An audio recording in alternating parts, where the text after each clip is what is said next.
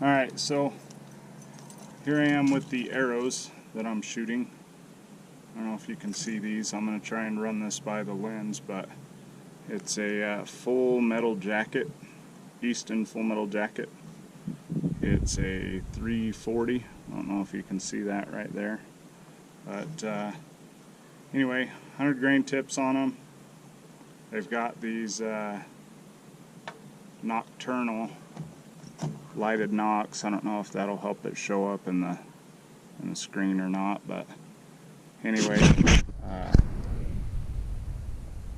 nice and bright in the morning or in the evening, but right now it's probably a little hard to see them. Anyway, hopefully I'm getting audio here, but anyway, I'm going to show you how to turn them off. So there's a little switch down inside here that when you fire your knock, it pushes a pin. This little plunger looking thing that's red right there goes down, and you just got to have you can use anything, point of a broadhead, or I'm using a set of tweezers because I'm clever like that, I guess. And what you do, there's a little hole right there, and you take the pointy object, broadhead, pair of keys, a knife, whatever, and you stick the point right inside there, and you just lift. All I did was push up on that just a little bit, pushes the plunger back up, turns the knock off. So you can see it's off. There's no red glow to it anymore, and that's it. They're actually really handy. They don't seem to have near the battery issues that the tracer nocks used to have when I worked for Easton Archery, Easton Technical Products, I guess. We did a lot of returns with the tracers, just weak wiring. The battery components weren't real solid. When they worked, they were awesome, but most of the time they didn't. So I figured I'd give these nocturnal nocks a try, and I kind of like them. They're pretty cool. I'm excited to see how they look, you know, going through a deer or an elk, which is going to happen here in about 2 weeks. But anyway, just figured I'd show you guys what arrows I'm shooting. Run that by you again. Easton FMJs, and they're a 340. Hopefully we're capturing all that, but I like them. It's all I've shot for, hell, I don't know, probably the last 8 years at least, and they're ridiculously durable. I mean, I stuck one in a stump during the shooting session earlier today. No big deal.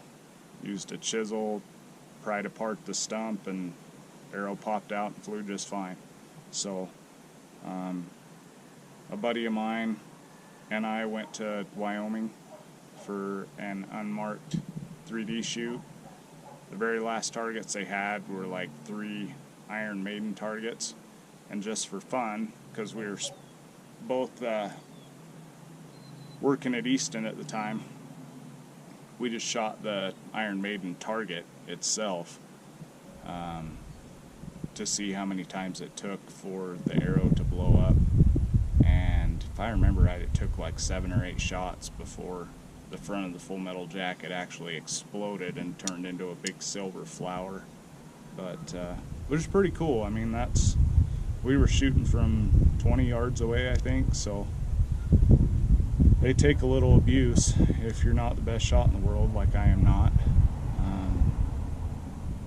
I shoot enough usually that I'm a decent shot, but I'm not going to be winning any World Cup events anytime soon. But anyway, that's my arrows, Easton full metal jackets. I would highly advise you get some. Ridiculously durable. They're not that expensive, and a dozen, as long as you're not shooting a bunch of rocks and stuff, a dozen will last you several seasons. If you like fletching your own arrows, one of the pluses I've found with them is you don't have to worry about peeling up strips of carbon when you go to refletch your arrows. Just take a razor blade, run it right along the aluminum, rub some alcohol on there, clean them off, and you're good to go. So it makes it easy to kind of tinker with your own stuff, you know.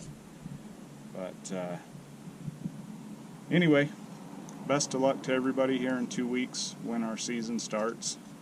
Remember, practice, practice, practice, and practice further than you think you might shoot, just so that way when a buck or a bull or a cow or whatever you're shooting walks out at 30 yards, 40 yards, and you've been shooting from 60 in or 60 out in some cases, that 30 or 40 yard shot is a slam dunk. We owe it to the animals to make as good a shot and be as proficient as we can. I'm going to step off the soapbox now, but that's my thought on it. If you practice a ton, then you don't have to worry about bad shots, because when you get an animal in your sights, it's going to be a slam dunk for you. So good luck, everybody. Hope you enjoyed the video.